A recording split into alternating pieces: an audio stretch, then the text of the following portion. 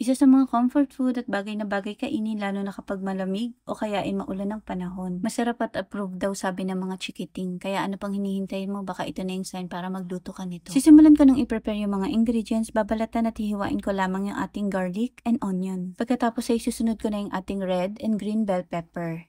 Hihiwain ko lamang ito into cubes. At syempre para mas maging masustansya yung ating gagawing soup, lalagyan ko rin ito ng carrots and potato. Hihiwain ko lamang din ito into small cubes. Pag nahiwa ko na lahat, set aside, sisimulan ko namang hiwain yung ating bacon. Gagamit ako ng isang pack ng bacon. Depende sa inyo kung anong brand yung gusto nyo. Sisimulan ko ng prituhin yung ating bacon. Nagpainit na ako ng pan, tas naglagay lang ako ng onting mantika. Yes, onting mantika lang ilagay natin dahil mamaya magmamantika naman ito. Tapos lulutuin lang natin ito sa sarili niyang mantika. Hihintayin ko lang maluto yung ating bacon at kapag ganito na yung itsura niya, ay pwede na yan. Ngayon, di ba ang daming mantika na galing sa bacon? Babawasan ko lamang ito tapos ilalagay ko lamang sa gilid yung ating bacon. Nagtira lamang ako ng onting mantika galing sa niluto nating bacon tapos dito ko isosote yung ating onion and garlic. Hahaluin ko lamang ang mga ito tapos kapag naamoy ko na yung aroma ng onion and garlic, saka ko na isasama yung ating bacon. Maglalagay na rin ako ng whole corn. Yung nasa lata lang yung ginamit ko. Then kung gusto nyo yung fresh ay pwede naman. Sasabay na rin natin to sa pagsaute ng ating onion, garlic, and bacon. Tapos lalagyan ko na ito ng stock.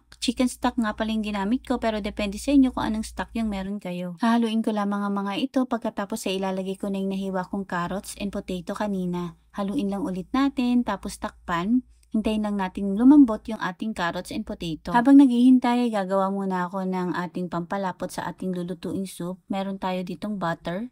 Tunawin muna natin ito, tapos lagyan natin ng flour. Yan, hahaluin ko lang ito. Pagkatapos ay unti-unti maglalagay ako ng water dun sa ating ginagawang pampalapot para matanggal yung mga lumps. Continuous lang sa paghahalo hanggang sa maging smooth na yung texture ng ating ginagawang pampalapot. I-check na natin kung malambot na yung ating carrots and potato at kapag malambot na ito ay pwede na nating ilagay ng paunti-unti yung ating ginawang pampalapot kanina. Sunod ko namang ilalagay yung ating cream corn. Yes, bukod sa whole corn, naglagay rin ako ng cream corn. Yan, continuous lang sa paghahalo tapos maglalagay lang ulit ako ng ating pampalapot. Depende na po sa inyo, kayo na po mag-adjust kung gaano kalapot yung gusto nyo sa inyong lulutuing soup. Titimplahan ko lamang ito ng salt, onion powder, garlic powder, at para sa karagdagang lasa at linamnam ng ating ginagawang soup ay naglagay rin ako ng chicken cubes. Sunod ko nang ilalagay yung ating red and green bell pepper. Shoutout po kay Ma'am Rosemary Tumpang from Catanduanes, Jerry Limutin Malinog from Davao del Norte, Melinda Cotillon from Barin,